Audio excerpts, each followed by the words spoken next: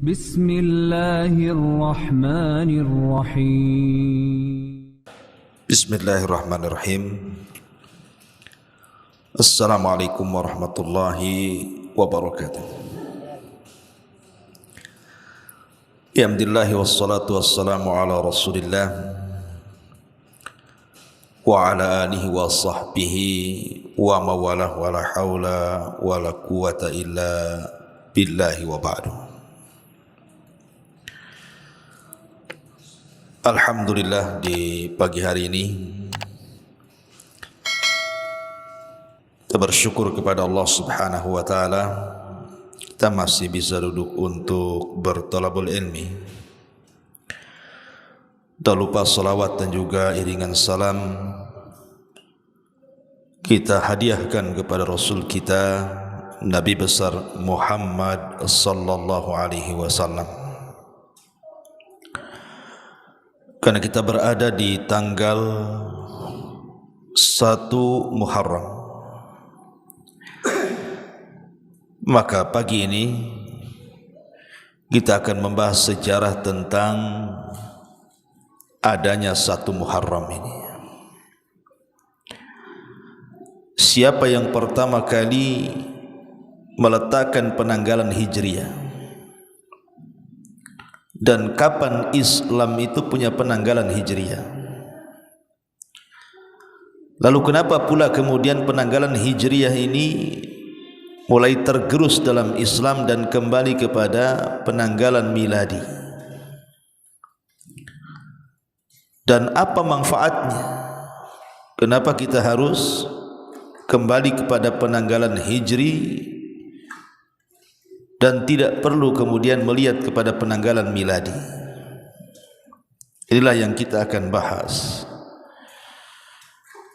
tentang sejarah 1 Muharram. Ma'asyiral muslimat yang dimuliakan Allah Subhanahu wa taala, tradisi penanggalan itu masih mengikuti peristiwa yang berlaku. Contoh saja, apabila kita ditanya soal kapan Nabi SAW lahir, maka selalunya seluruh ahli sejarah apabila menyebutkan tahunnya, maka mereka mengatakan amul fil, tahun gajah. Walaupun tanggal dan bulannya diperselisihkan, dan yang masyhur adalah tanggal 12 bulan Rabiul Awal di hari Senin dan di tahun gajah. Tapi untuk tahunnya terjadi kesepakatan. Tidak ada khilaf di antara ulama sejarah bahwa lahirnya Rasul di tahun gajah. Kenapa kemudian menggunakan tahun gajah? Karena 50 hari sebelum lahirnya Nabi SAW itu terjadi peristiwa besar, penyerangan Abrahatul Asram dengan membawa pasukan penuh untuk menghancurkan Ka'bah. Tetapi Allah Subhanahu wa taala tidak berkehendak sebagaimana kehendak Abraha. Justru Allah malah menghancurkan Abraha sehancur-hancurnya dengan burung ababil. Dari situ Allah ceritakan dalam Al-Quran, alam tara kaifa fa'ala rabbuka bi ashabil fil alam yaj'al kaidahum fi tadlil wa arsala alaihim. Dari sini kita tahu bahwa di zaman jahiliyah sebelum kelahiran Nabi SAW, kebiasaan manusia itu apabila menetapkan sebuah penanggalan selalunya dinasabkan kepada peristiwa besar. Umpamanya terjadi gempa, kemudian 10 hari setelah gempa ada yang lahir, maka nanti ketika menyebut tahunnya itu disebut tahun gempa, begitu. Kalau umpamanya 20 hari ada tsunami, berarti tahunnya 20 hari itu dikatakan am ataupun tahun tsunami. Lah karena kebetulan 50 hari sebelum lahirnya Nabi SAW terjadi perang gajah, makanya kemudian tahun kelahiran Rasul pun dinisbatkan kepada peristiwa peperangan Abrahatul Asram yang disebut dengan pasukan gajah. Maka tahunnya disebut tahun gajah. Ma'asyiral muslimat yang dimuliakan Allah Subhanahu wa taala. Dan di zaman dulu masing-masing negara itu punya penanggalan masing-masing. Contoh Persia. Persia itu mereka membuat penanggalan dengan raja mereka. Maka mereka akan menggunakan penanggalan dengan pergantian raja itu. Begitu juga orang-orang Romawi. Dan juga negara-negara juga di zaman itu, daerah-daerah di zaman itu punya penanggalan masing-masing. Mekah sendiri, Madinah sendiri, Persia sendiri, Syam sendiri, dan begitu seterusnya. Sehingga terjadi salah paham. Di zaman Nabi SAW, kenapa Nabi SAW belum merubah penanggalan Masehi kepada Hijriah? Karena kita tahu bahwa Rasulullah SAW belum berhajat untuk membuatnya, apalagi dengan kesibukan yang luar biasa. Kemudian di zaman Abu Bakar juga sama, apalagi memang Islam belum berkembang.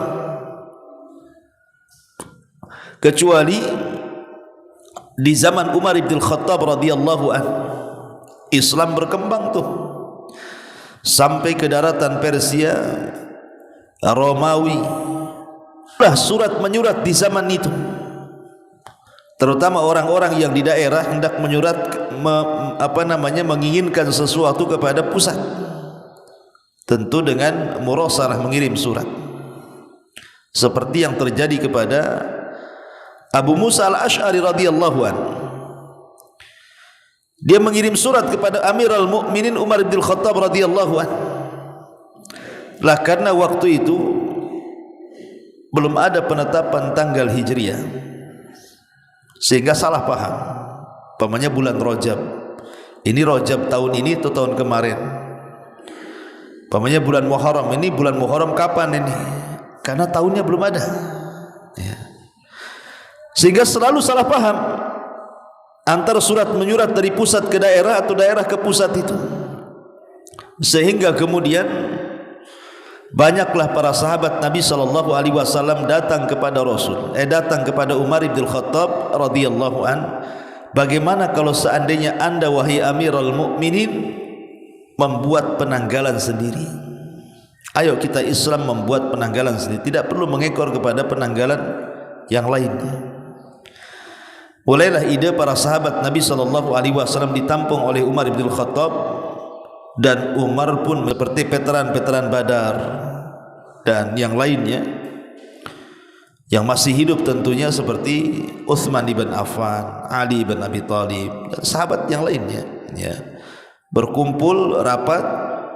Kemudian Umar bin Khattab radhiyallahu anhu menawarkan gagasan yang merupakan ide para sahabat yang lainnya. Bagaimana kalau seandainya kita robah Islam punya penanggalan sendiri tanpa harus mengekor kepada penanggalan di luar Islam?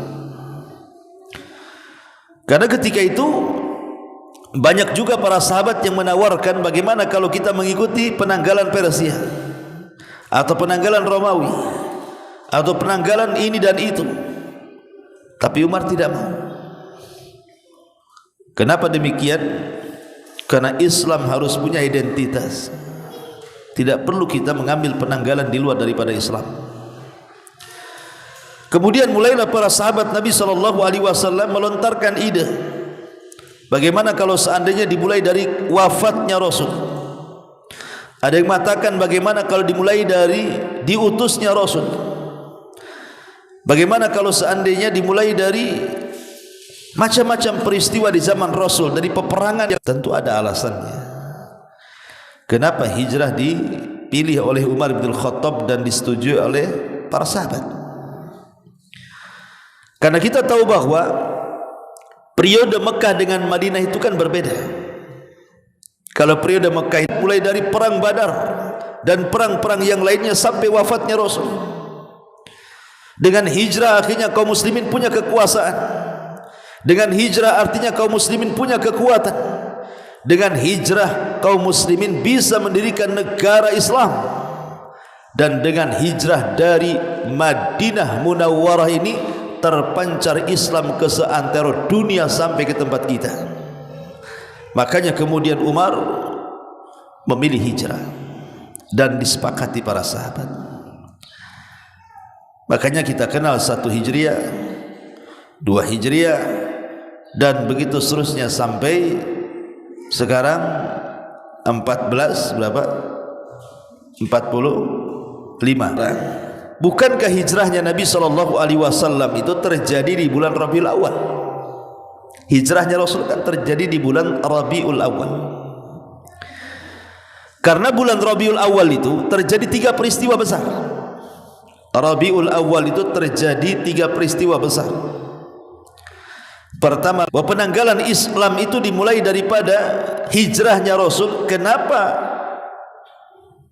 Kalau kita melihat almanak hari ini atau penanggalan hari ini, justru bulan pertama adalah bulan Muharram. 1 Muharram kan itu. Harusnya 1 Rabiul Awal. Kalau mau mengambil dari hijrahnya Nabi. Karena hijrahnya Nabi terjadi di Rabiul Awal. Kenapa tahun baru Islam? Ma'asyiral muslimin yang dimuliakan Allah Azza wa Jalla. Di zaman Umar bin Khattab radhiyallahu anhu, mengumpulkan manusia itu bukan perkara mudah. Ataupun menyampaikan informasi dari satu negeri ke negeri berikutnya, dari satu daerah dan daerah berikutnya itu bukan perkara mudah. Karena di zaman itu belum ada komunikasi, alat komunikasi. Kalau di zaman sekarang kan enak gitu ya. Mengumumkan sesuatu tinggal tulis di Facebook, tulis di Instagram, di TikTok, di YouTube, tersebar satu dunia. Kalau di zaman itu pakai apa? Tidak lain dan bukan kecuali imam menggunakan surat. Kapan tahunya orang itu? Sehingga Umar bin Khattab berpikir bahwa berkumpulnya manusia itu yang memungkinkan ramai hanya terjadi di bulan haji. Pasti manusia itu akan datang ke Mekah. Tanpa diundang pun orang itu akan datang masing-masing kasih tahu penanggalannya itulah awal tahun Hijriah. Dan bulan haji itu dimulai dari bulan Syawal. Syawal, Dzulqa'dah, Dzulhijjah dan Muharram. Jadi melewati bulan Dzulqa'dah masuk bulan Dzulhijjah. Lah ketika kemudian mereka selesai haji, maka Umar bin Khattab radhiyallahu mengumandangkan pengumuman, nanti sepulangnya kalian ke rumah-rumah kalian, ke daerah-daerah kalian, umumkan bahwa bulan depan kita memiliki 13. Berarti Umar bin Khattab mengatakan sepulangnya kalian dari haji, kasih tahu bahwa bulan depan Muharram itu adalah bulan pertama di penanggalan Islam. Makanya sampai hari ini setiap datang bulan Muharram maka itulah penanggalan pertama dalam penanggalan Hijriah. 1 Muharram 1445 Hijriah. Ma'asyiral muslimin yang dimuliakan Allah Azza wa Jalla, itulah yang menjadikan kemudian kenapa bulan pertama dalam hitungan almanak Hijriah itu bukan bulan Rabiul Awal, tetapi diambil dari bulan Muharram. Ma'asyiral muslimat yang dimuliakan Allah Subhanahu wa taala. Lalu kenapa sekarang kalau kita melihat negara-negara yang mayoritas Islam, termasuk negara kita Indonesia ini, justru penanggalan Hijriah itu orang tidak suka, lebih suka kepada penanggalan Masehi kan? Hampir kebanyakan di negeri kita ini menggunakan penanggalan Masehi dan sedikit yang menggunakan penanggalan Hijriah, sedikit sekali. Bahkan yang sangat menyayangkan kita adalah apabila anak-anak muda di zaman sekarang ditanya soal nama-nama bulan-bulan hijriyah ini, kemudian Safar, Rabiul Awal, Rabiul Tsani, Jumadil Awal, Jumadil Akhir, kemudian Rajab, Sya'ban, Ramadan, Syawal, Dzulqa'dah, Dzulhijjah, dan juga Muharram. Itu susah mereka menghafal. Paling tinggi Ramadan hafal lah kan itu. Nah, Syawal bisa lah ya, Ramadan, Syawal masih lah ya. Tapi kalau sudah yang lainnya itu udah angkat tangan tuh. Nanti itu kadang-kadang memang ada tanggal hijriahnya, tapi dibuatnya kecil kali gitu. Jadi masehinya yang besar, jadi hijriahnya kecil sekali. Kadang-kadang nggak bisa nengok tuh. Harusnya kan penanggal. Ma'asyiral muslimin yang dimuliakan Allah Azza wa Jalla, padahal manfaat daripada penanggalan hijriah ini hampir semua ibadah, kalau orang tidak tahu kemudian juga penentuan Ramadan, kemudian puasa 3 hari dalam sebulan, kemudian iddahnya wanita yang sudah menopause 3 bulan berturut-turut, dari mana kita tahu itu? Kemudian haul dan nisabnya zakat. Jadi kalau hijriah yang Islam punya menggunakan pergerakan al-qamari, bulan. Tapi kalau Masehi yang mereka punya, bukan Islam punya, menggunakan pergerakan matahari, dan itu sudah berbeda. Kalau kita melihat bulan, ikhwan, mata kita ini mampu melihatnya tanpa harus menggunakan alat kan. Antum tengok bulan, tapi kalau kita lihat matahari dengan mata telanjang sampai buta pun kita tidak tahu matahari itu gerak kemana kan kita. Karena matahari tidak bisa dilihat masalahnya, sebab cahayanya terlampau silau, bisa buta kita dibuatnya kalau kita melihat matahari. Tapi kalau bulan kan enak lihatnya. Kadang-kadang orang tua dulu kan tidak perlu penanggalan yang biasa kita letakkan di rumah saja, orang tua dulu tahu tuh, ini tanggal tua nih. Kok tahu tanggal tua? Tuh tengok bulan. Nah gitu ya orang tua dulu kan. Ini tanggal muda nih. Kok tahu mak? Nah, itu tengok bulan tuh. Ya. Ini tanggal tua. Kau tahu belum gajian. Itu kalau kita kan. Kalau dulu ya nengok bulan, kalau kita nengok gajian gitu. Artinya bahwa orang-orang dulu itu terbiasa melihat bulan gitu. Dan manfaatnya seperti itu. Lalu pertanyaannya, kenapa banyak negeri-negeri Islam seperti Mesir, ya, Turki, ataupun negara-negara Islam yang lainnya lah, termasuk juga Indonesia yang mayoritas Islam, itu justru meletakkan penanggalan miladi itu di atas penanggalan hijri? Kapan terjadi perubahan ini? Sebagian ulama sejarah mengatakan tergerusnya penanggalan hijriah itu diawali dari kerajaan Turki Utsmani. Jadi ketika Turki Utsmani ini meminta bantuan kepada Perancis dan negara-negara barat lainnya di zaman itu, dan mereka siap membantu, mengirimkan pasukan dan juga pasokan senjata. Tapi dalam kerjasama itu ada syarat-syarat yang harus dipenuhi oleh orang-orang Turki Utsmani itu. Lah salah satunya adalah merubah penanggalan hijriah Masehi. Jadi salah satu bentuk persyaratannya minta bantuan ke negara-negara barat, maka di antara syaratnya itu adalah merubah penanggalan. Akhirnya kemudian ketika negara-negara Islam sudah mulai tergerus, ya kecuali Saudi lah. Saudi hari ini alhamdulillah masih menggunakan hijriah gitu ya. Tapi hampir negara-negara luar termasuk negara kita ini mengacu kepada penanggalan Masehi dibandingkan penanggalan Hijriah. Padahal tadi kalau kita melihat faedahnya, akan sulit menentukan ibadah-ibadah dengan menggunakan penanggalan Masehi, karena penanggalan Masehi ini dia akan lebih dibandingkan penanggalan Hijriah. Masehi itu kan ada 31-nya. Kalau Hijriah tidak ada. Hijriah itu lebih sedikit, karena 29 atau 30 itu saja, enggak ada 31. Jadi kalau setahun itu bisa kelebihan 11 hari itu. Ya. Artinya bahwa karena dari segi jumlah bilangan juga sudah berbeda dan akan mempengaruhi ibadah tadi.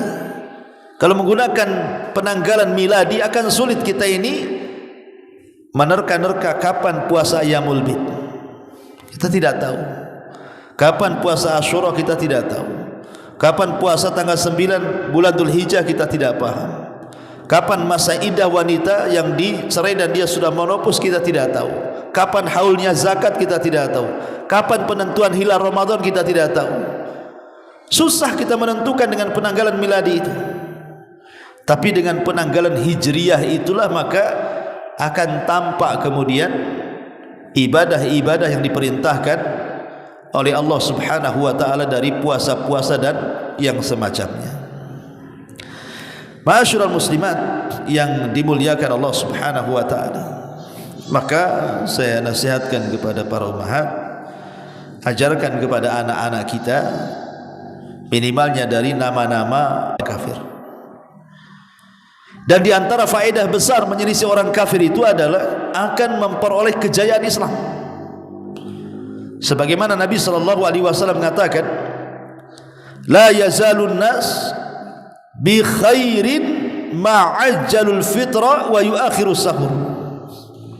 Manusia itu akan senantiasa di atas kejayaan ketika mereka masih menyegerakan berbuka dan mengakhirkan sahur. Kok bisa kejayaan Islam dikaitkan dengan mengawalkan berbuka dan mengakhirkan sahur? Ya, karena mengawalkan berbuka dan mengakhirkan sahur itu dalam rangka menyelisihi puasanya ahli kitab.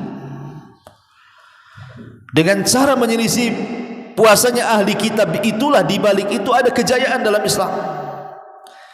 Makanya selalunya Nabi SAW bertanya kepada para sahabat soal tingkah laku orang-orang Yahudi. Kata Rasul, tahukah kalian wahai sahabatku apa yang dilakukan dengan uban-ubannya orang Yahudi?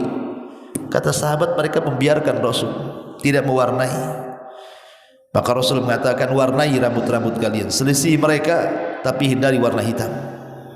Sampai Nabi SAW menyuruh mewarnai rambut lagi dalam rangka apa? Menyelisihi orang Yahudi.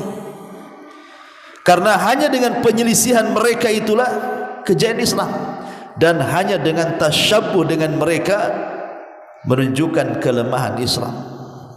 Makanya kalau kita memperhatikan tentang penanggalan Hijriah ini, maka ini bisa menjadi hari kebangkitan kita kaum muslimin.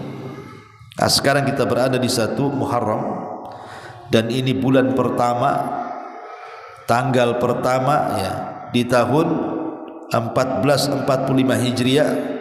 Maka di antara nasihat para ulama, apabila bergantian tahun, maka berdoalah kepada Allah Subhanahu wa taala, Allahumma ahillahu alaina bil amni wal iman was salamati wal islam wat taufiq lima yuhibbu rabbuna wa yarda anta rabbuna wa rabbukallahu azza wa jalla. Itulah doa yang diajarkan para sahabat apabila terjadi pergantian tahun. Allahumma ahillahu alaina, ya Allah, Engkau sudah menampakkan hilal kepada kami pergantian tahun ini, maka berikanlah dengan pergantian tahun ini bil amni wal aman,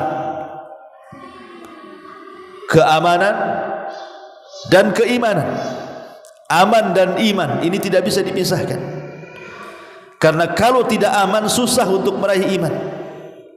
Tapi kalau kita punya negara aman, mudah meraih iman. Kita bisa solat dengan aman, kita bisa puasa dengan aman, kita bisa baca Quran dengan aman. Teraihlah iman itu. Makanya kita meminta kepada Allah keamanan dan keimanan. Bil amni wal iman.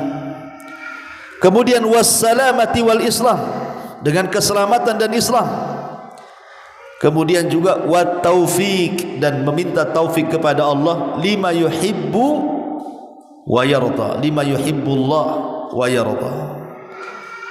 Ma'asyiral muslimin wal muslimat rahimani wa rahimakumullah. Kemudian juga yang kedua, muhasabah. Kata para ulama, pergantian tahun itu dijadikan muhasabah. Wa tilkal ayyam nudawiluha bainan nas. Hari-hari itu kan diputar-putar oleh Allah. Dari hari ke minggu, dari minggu ke bulan, dari bulan ke tahun, dari tahun ke tahun baru berikutnya. Artinya muhasabah itu penting. Al-kayyisu man dana nafsah wa amila lima ba'dal maut. Orang cerdas itu orang yang selalu introspeksi. Apakah tahun ini akan lebih baik dibandingkan tahun kemarin, ataukah tahun ini lebih buruk dibandingkan tahun kemarin? Dan orang yang cerdas adalah orang yang memperbaiki dari kesalahan yang sudah dibuatnya. Jadikan tahun ini jauh lebih baik dibandingkan tahun kemarin. Kemudian yang ketiga, kita tahu bahwa orang-orang kafir apabila pergantian tahun, orang-orang kafir itu kalau pergantian tahun itu mereka terkadang merayakan kan gitu ya, tahun kelahirannya. Kemudian bernyanyi panjang umurnya, harusnya kan pendek umurnya kan gitu ya, karena makin bertambah tahun makin pendek umur. Umpamanya kalau Allah jatah umur kita 60, kemudian sekarang umur kita 50, kemudian pergantian tahun dari 50 ke 60 ke 51, kan tinggal 9 tahun tuh umurnya. Artinya bahwa pergantian tahun itu hakikatnya memendekkan usia. Sehingga kalau sudah berganti tahun, hati-hati, terutama orang-orang yang sudah menginjak kepala 5, kepala 6. Karena Nabi SAW mengatakan, a'maru ummati bainas sittina wasab'in. Usia umatku itu berkisar 60 sampai 70 tahun. Sedikit yang melewati 70 tahun itu. Dan kita saksikan banyak orang di usia 70 tahun ke bawah itu lebih banyak meninggal, walaupun ada yang di atas itu sedikit sekali. Maka dengan pergantian tahun ini, ibu-ibu yang sekarang usia di kepala 5, hati-hati itu lagi OTW bu. Jadi harus lebih introspeksi diri, jangan sampai kemudian tobat kita terhalang. Karena biasanya orang kalau sudah kepala 4 ke atas, kemudian tidak ada keinginan untuk berubah, maka akan sulit dapat hidayah. Tapi kalau usia 40 tahun ke atas, 50 tahun ke atas, sudah niat ingin tobat dan ingin hijrah, ingin meninggalkan segala bentuk kemaksiatan yang sudah dilakukan, insyaallah tuh orang-orang yang ada keinginan tobat di atas kepala 4-5 itu biasanya Allah akan berikan taufik, Allah akan berikan hidayah. Maka ini kesempatan kita berada di Ashurul Hurum, dan ini bulan hurum terakhir dari 3 bulan hurum yang diletakkan berturut-turut dari Dzulqa'dah, Dzulhijjah, kemudian Muharram. Karena setelah Muharram sudah tidak ada lagi bulan hurum, nunggu Rajab lagi. Maka saya jangan sampai kemudian terlewatkan bulan hurum terakhir bulan Muharram ini dengan memperbanyak ibadah, memperbanyak solat, baca Quran, zikir, dan begitu seterusnya, bersedekah. Karena orang yang beramal saleh di Ashurul Hurum dilipat gandakan dosanya, dilipat gandakan pahalanya, sebagaimana orang yang melakukan kezaliman akan dilipat gandakan dosanya. Inilah diantara nasihat dari pergantian tahun dan sejarah 1 Muharram. Wallahu a'lam bishawab. Mudah-mudahan Ceramah singkat ini bermanfaat. Baik, sebelum saya tutup, kalau yang bertanya, tafadhal. Kemarin satu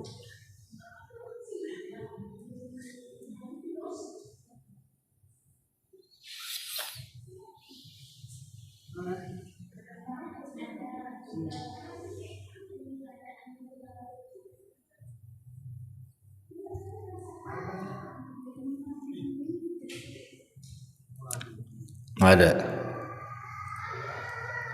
Iya, nampaknya ada kedinginan habis hujan kan.